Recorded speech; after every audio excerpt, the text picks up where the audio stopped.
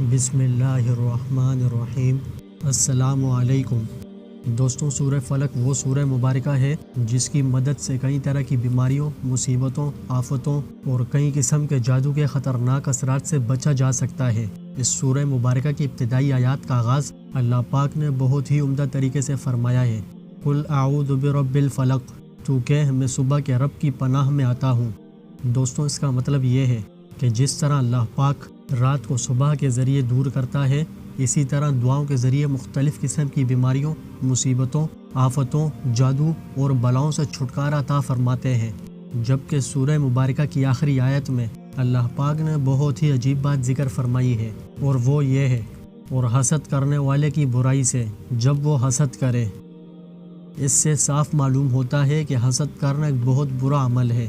اسی حسد کے سبب سے شیطان مردود ہوا اور قابیل نے حابیل کو قتل کر کے بہت بڑا خسارہ اٹھایا۔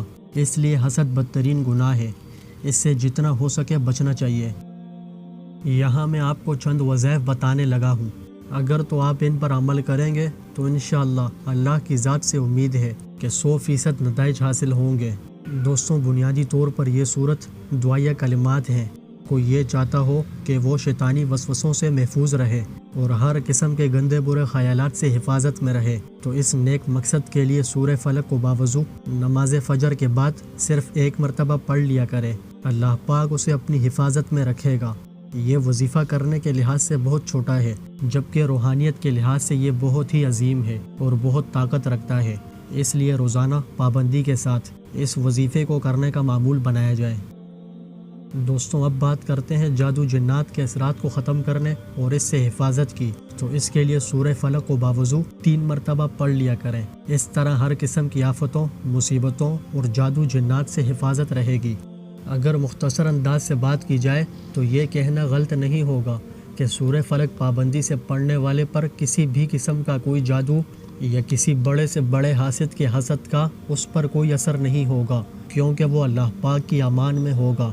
اسی کے بارے میں رسول اللہ صلی اللہ علیہ وسلم نے فرمایا کہ مجھ پر ایسی آیتیں نازل ہوئی ہیں کہ اور کوئی آیت ان کی مثل نہیں ہے، اور وہ 2 آیتیں 2 سورتوں سورہ فلق اور سورہ ناس کی آیتیں ہیں۔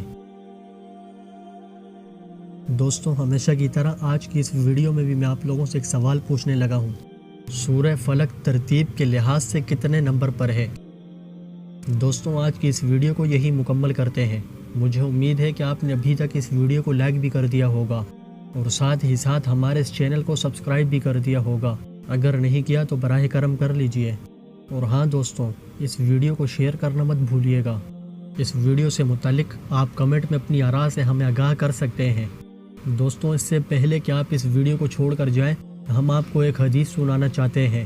حضرت عثمان رضی اللہ تعالیٰ عنہ سے حضور اقدس صلی اللہ علیہ وسلم کا یہ ارشاد منقول ہے کہ تم میں سب سے بہتر وہ شخص ہے جو قرآن شریف کو سیکھے اور سکھائے۔ اس پیاری سی حدیث کے بعد مجھے دیجیے اجازت۔ اللہ حافظ۔